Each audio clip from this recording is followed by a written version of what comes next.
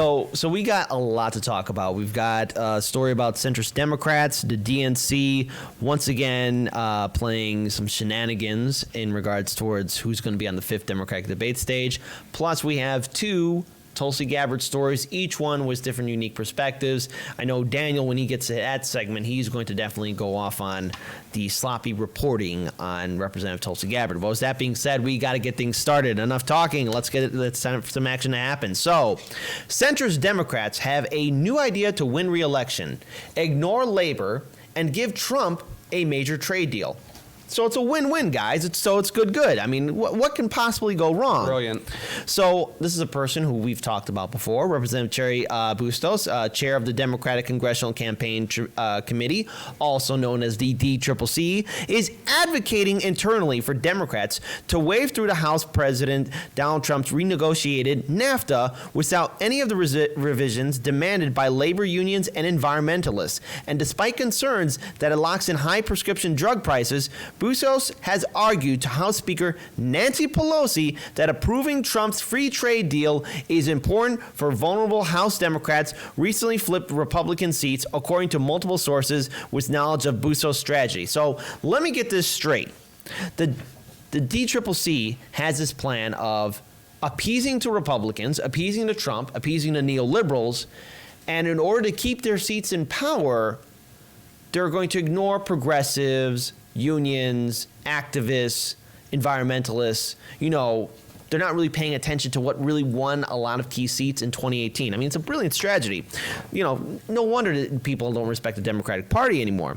Inside the House caucus, the messaging is referred to as showing the ability to walk and chew gum at the same time. Pelosi's office said the Speaker did not intend to allow the trade agreement to move forward without addressing concerns from environmental, labor, and patients' rights groups. A spokesperson for Bustos emphasized the Congresswoman's support for labor and environment issues. She and the Speaker have taken meetings together with stakeholders to discuss these issues. The Congresswoman has faith in her colleagues currently working with our trade groups to resolve these issues and has withheld her position on the trade deal until we see this process reach its conclusion, which she hopes is a trade deal that has support from a broad set of stakeholders.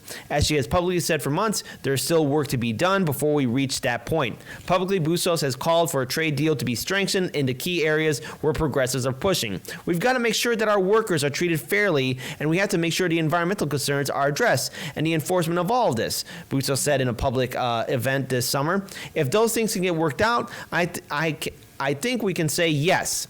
A House leadership aide suggested Bustos and centrists pushing for a vote have a uphill climb because the fall of spring floor schedule is crowded, and Bustos currently lacks the sway to work her will. Bustos has helped in making the DCCC's argument to caucus. Former caucus chair Joe Crowley, that's right, Joe Crowley, who was ousted by Representative Alexandria Ocasio-Cortez, is now a paid lobbyist for Trump's revised NAFTA, known as the United States-Mexico-Canada Agreement. Now, look, this is an article from The Intercept, and I urge you guys to read it further. But this is just the first page of information, because I want Paul and Daniel to unload on this one, too.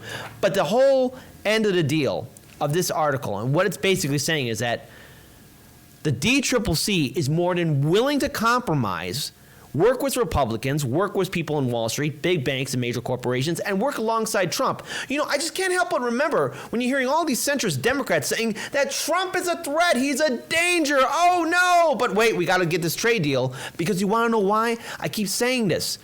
Democratic voters and Republican voters, independent voters, you got to remember that people in the RNC establishment and DNC establishment are friends with each other, and they take corporate donations from Wall Street, big banks, lobby groups, and major corporations. It's just that simple. It's one big club. You're not part of it. Daniel, Paul, weigh in. So I think that we have a very interesting story here that really isn't all that interesting unless you don't know a lot about U.S. politics, in which case it is very, very interesting. So what do we have? We have the U.S. Democrats and, of course, Crowley, the wonderful banjo-playing Crowley, who didn't know he was not going to be singing for himself. Wait, hold on, Daniel. We gotta be. I just need you to remind me something.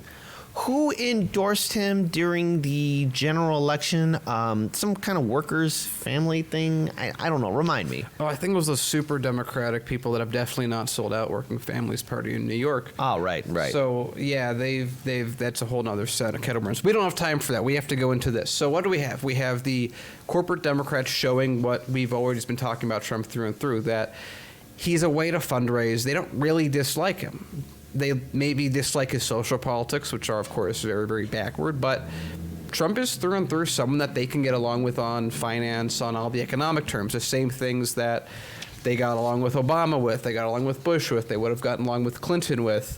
Trump just does other things that they don't like. But in the end, like we're seeing right here, Democrats are, again, have the ability to completely dominate the entire U.S. government like they did a number of years ago, a number of decades ago. Instead, that's, of course, through workers, getting like 70, 80% of the populace on your side, minor things like that. But instead, they keep handing it back to Trump and they refuse to pick up the ball themselves. So what do we get? We get a Democratic Party that continues to make itself laughably hard to compete with or easy to compete with, I suppose. The Republicans should, by demographics, be losing everything. I mean, they should really be losing everything by 2024.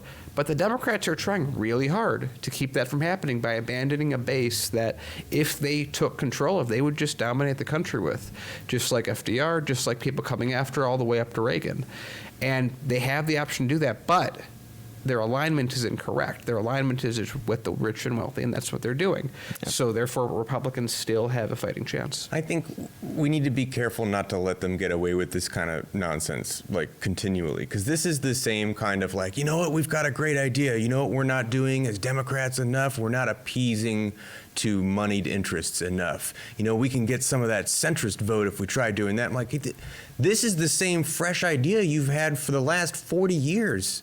Like, you're not coming up with a new thing. How many times are you going to repackage this and tell us the same lie and brand it as a new, fresh idea that this is the way we're going to do it? This time it's going to work, everybody. We're going to grab people from the middle and on the right, and we're going to have big tent party, everybody. This time it's going to work. I mean, we've never tried this before. Brand new idea. I mean, and maybe it's fresh on my mind because we were talking to Nico House yesterday, and he mentioned that he was sitting in a waiting room with James Clapper, who was famous for crafting that it's the job stupid line that Bill Clinton ran on so heavily. Maybe it's just that's fresh on my mind, but that's what's making me think, like, boy, this is the same fresh tactic we've had for my entire lifetime. Yeah, but it worked perfectly, Paul. I mean, what happened in 2016? Oh, wait. Now I know what happened in 2016. The DNC was dumb enough to commit election fraud and, in turn, support a corporatist who lost to an orange clown. I mean, go figure. I mean, hey, I don't think the same thing's going to happen again, right? No. Yeah, so I want to add one little point on this that I think it's hysterical. And we brought this up, we were talking a little beforehand. It's hysterical how the Democratic Party, the DNC, can say we need Republicans and we need centrists, and we can't win without them. They are the core, they are the base, even, of the Democratic Party. But we have a few stories coming up a little bit later when we talk about Tulsi Gabbard. When Tulsi Gabbard gets Republicans and centrists, oh my God, that is terrible. She is not a Democrat. Democrats seem to be getting Democrats in the Democratic Party. So it shows that even the idea of bringing this up in the first place is used as nothing more than a talking point to accomplish goals that are outside the scope of what they're even talking about. They just happen to conveniently look like it. They want to get people on the right way. They want to get money. They want to double down on that money, and and that means that they go to the right wing and to the centrists. Absolutely, it's a way of reinforcing the "this is why you can't have those things" narrative. Though we need to be sensible and not. You can't reach for all those things. You got to reach across the aisle and accommodate. Hey, this person that wants to get us out of foreign wars also happens to have a lot of traditionally conservative support.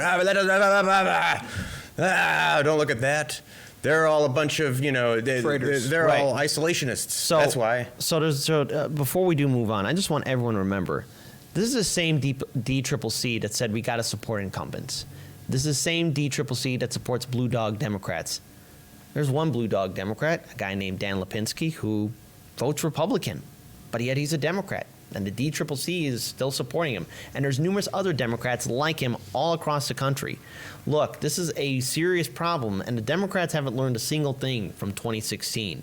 And this will be an epic failure if they drop the ball again. Because I said it before, if the DNC runs on a neoliberal agenda, centrist agenda, be prepared. And if they have a candidate that's a neoliberal, like Biden, be prepared for a potential scenario of Trump winning and another 4 more years of Trump.